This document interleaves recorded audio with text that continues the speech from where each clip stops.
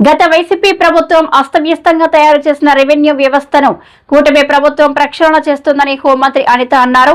పాయకరావుపేటలో మాట్లాడుతూ గత వైసీపీ ప్రభుత్వం పాస్ పుస్తకాలపైన సరిహద్దు రాళ్లపైన జగన్ ఫోటో ముద్రిస్తే కూటమి ప్రభుత్వంలో రాజముద్రలతో రైతులకు పట్టాదారు పుస్తకాలు ఇస్తున్నామన్నారు.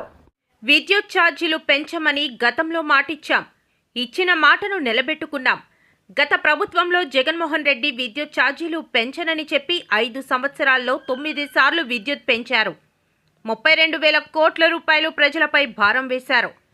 గత ప్రభుత్వంలో కరెంట్ బిల్లులు ఏ విధంగా వచ్చావో ప్రజలందరికీ తెలుసు.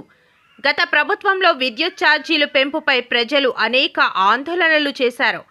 విద్యుత్ ఛార్జీలపై సీఎం చంద్రబాబు ప్రత్యేక దృష్టి పెట్టారు. ట్రూ ఆఫ్ ఛార్జీల విషయంలో ప్రభుత్వం చారిత్రాత్మకమైన నిర్ణయం తీసుకుంది.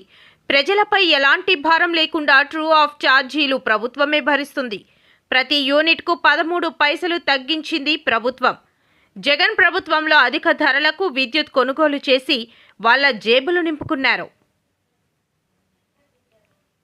9 సార్లు విద్యుత్ ఛార్జీలు పెంచి దగ్గర 32,000 కోట్ల రూపాయలని ప్రజల మీద భారం వేసిన పరిస్థితి కూడా చాలా మందికి తెలుసు. మీ అందరికీ తెలుసు, మీ ఇళ్లలో కూడా కరెంటు ఛార్జీలు ఏ రేంజ్ లో వచ్చావో మీ అందరికీ కూడా తెలుసు.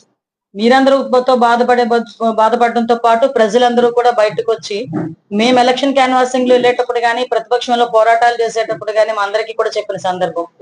దాన్ని బేస్ చేసుకునే ఆ రోజు నుంచి గౌరవ ముఖ్యమంత్రి గారు దీని మీద ప్రత్యేకమైన దృష్టి పెట్టి ఎట్టి పరిస్థితుల్లోనే కూడా ఈ విద్యుత్ ఛార్జీలు తగ్గించాలని ఆ రోజు నుంచి అనుకున్నారు. కార్యదక్షత కలిగిన వ్యక్తి, దార్శనికత కలిగిన వ్యక్తిగా గౌరవ చంద్రబాబు నాయుడు గారు ప్రత్యేకంగా దీని మీద దృష్టి పెట్టి విద్యుత్ ఛార్జీల విషయంలో ఈ రోజు ఒక నిర్ణయం తీసుకొని ట్రూ అప్ ఛార్జెస్ గురించి కానీ వాటికి సంబంధించిన అన్ని 2019-24 మధ్య కాలానికి సంబంధించిన 4,498 కోట్ల ట్రూ అప్ ఛార్జీలను వసూలు చేసేందుకు ఏపీఆర్సీ కూటమి ప్రభుత్వానికి లేఖ రాస్తే దానికి సంబంధించి గౌరవ ముఖ్యమంత్రి గారు ఆ భారం అంతా ప్రభుత్వమే భరిస్తుందని చెప్పి ఒక చారిత్రాత్మకమైన నిర్ణయం తీసుకోవడం కూడా జరిగింది. అంటే సుమారుగా ఈ రోజు ట్రూ అప్ ఛార్జెస్ అన్న వాటిని కూడా ఈ రోజు గవర్నమెంటే భరించి ఎక్కడా కూడా ప్రజల మీద భారం లేకుండా చూసుకున్న బాధ్యత కూడా తీసుకోవడమే కాకుండా true down first of all అమలు జరిగి ప్రతి యూనిట్ కి కూడా 13 పైసలు తగ్గించింది ఈ కూటమి ప్రభుత్వం. పైగా ఈ రోజు కూడా ఆ రోజు 2019లో గవర్నమెంట్ మేము అంటే జగన్మోహన్ రెడ్డి గవర్నమెంట్ వచ్చిన తర్వాత కూడా చూసుకుంటే దగ్గర అప్పటికీ కూడా మిగులు విద్యుత్ ఉన్నది. అయినప్పటికీ కూడా చాలా అధిక ధరలకి విద్యుత్ కొనుగోలు చేసి వాళ్ళ జేబులు నింపుకోవడానికి ప్రయత్నాలు చేసి సుమారుగా విద్యుత్ అన్నది వాళ్ళ తాలూకు ఆదాయ వనరుగా మార్చుకోవడమే కాకుండా దగ్గర 1,29,000 కోట్ల రూపాయలను అప్పుగా మిగిల్చిన పరిస్థితి లాస్ట్ గవర్నమెంట్ లో. మళ్ళా తిరిగి ఈ రోజు వీటి మీద ప్రత్యేకమైన దృష్టి పెట్టి గౌరవ విద్యుత్ శాఖ మంత్రి గుట్టిపాటి రవికుమార్ గారు, అదేవిధంగా గౌరవ ముఖ్యమంత్రి గారు, అదేవిధంగా గౌరవ ఉప ముఖ్యమంత్రి గారు వీళ్ళందరూ కూడా ప్రత్యేకమైన దృష్టి పెట్టడమే కాకుండా నారా లోకేష్ గారు అందరూ కూడా ప్రత్యేకమైన దృష్టి పెట్టి విద్యుత్ ఛార్జీలు ఎట్టి పరిస్థితులను పెంచబోమని మేము ఏదైతే మాట ఇచ్చామో దానికి ఈ రోజు కట్టుబడి ఉండడమే కాకుండా యూనిట్ ఛార్జీలను 13 పైసలు తగ్గించిన ఘనత కూడా ఈ రోజు ఎన్డీఏ కూటమి ప్రభుత్వాన్ని. దీంతో పాటు సోలార్ విద్యుత్తుని ఎన్ని రకాలుగా మనం ముందుకు తీసుకెళ్లాలి, అదే విధంగా మనకి రెన్యూబుల్ ఎనర్జీకి కూడా అధిక ప్రాధాన్యం ఇవ్వడమే కాకుండా సోలార్, అదే విధంగా పవన్ విద్యుత్, ఈ రెండింటి మీద కూడా ఒక టార్గెట్ పెట్టుకుని ఈ రోజు ముందుకు వెళ్తున్నాం. ఈ రోజు మీరు అబ్జర్వ్ చేస్తే సూర్య గారికి సంబంధించి ఎస్సీ ఎస్టీస్ కి కూడా కంప్లీట్ గా వాళ్ళకి ఉచిత సోలార్ రూప్ టాప్లు ఇవ్వడానికి కూడా ఈ రోజు సిద్ధపడ్డాం. వాటితో పాటు బీసీ వర్గాలకి కేంద్రం ఇచ్చిన సబ్సిడీతో పాటు ఇంకొక 20,000 రూపీస్ ఎక్స్ట్రా ఈ రోజు స్టేట్ గవర్నమెంట్ ఇచ్చే పరిస్థితి కూడా కనిపిస్తుంది.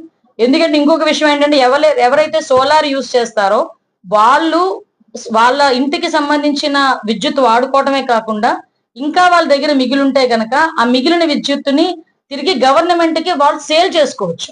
మళ్ళీ తిరిగి యూనిట్ ఛార్జెస్ కూడా వాళ్ళకి ఇంత యూనిట్ ఛార్జ్ కూడా వాళ్ళకి వచ్చే పరిస్థితి కనిపిస్తుంది.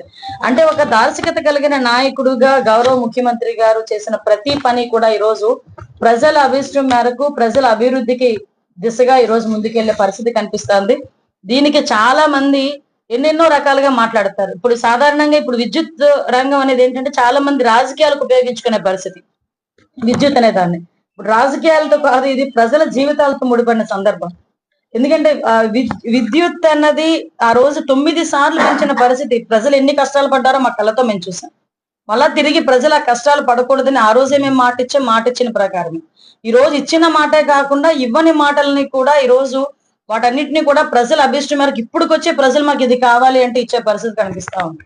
మీ అందరికీ తెలుసు ఈ రోజు మనకి ఒక రెవెన్యూకి సంబంధించి పట్టాదారు పాస్ పుస్తకాలు రాజముద్రతో పట్టాదారు పాస్ పుస్తకం ఎవరెవరో బొమ్మలేసో లేకపోతే సీఎం బొమ్మ ఉందో లేకపోతే రెవెన్యూ మినిస్టర్ బొమ్మ ఉందో పెట్టి మేము పట్టాదారు పాస్ పుస్తకాలు ఇవ్వట్ల రాజముద్రతో. ఎందుకంటే భూమి అన్నది ఒక రకమైన ఎమోషన్.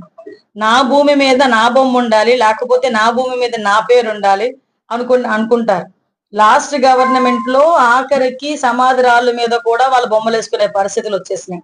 ఆఖరికి వాళ్ళు ఏంటంటే ఏదో ఒక బోర్ వేసుకున్నా దాని మీద వాళ్ళ బొమ్మే, సర్వే రాళ్ళ మీద కూడా వాళ్ళ బొమ్మే, పట్టాదారు పాస్ పుస్తకాల మీద కూడా వాళ్ళ బొమ్మే. అవన్నీ చూసి ఆ రోజు మేము రాజముద్రతో ఇస్తానన్నాం. ఈ రోజు ఆ మాటకి కట్టుబడి రాజముద్రతో కూడిన ఒక పట్టాదారు పాస్ పుస్తకాలు ఇవ్వడానికి మొన్న 2వ తారీఖు నుంచి శ్రీకారం చుట్టి 7 రోజుల పాటు అంటే 9వ తారీఖు వరకు ఈ రోజు ఆ కార్యక్రమాన్ని చేపట్టుకుతున్నాం.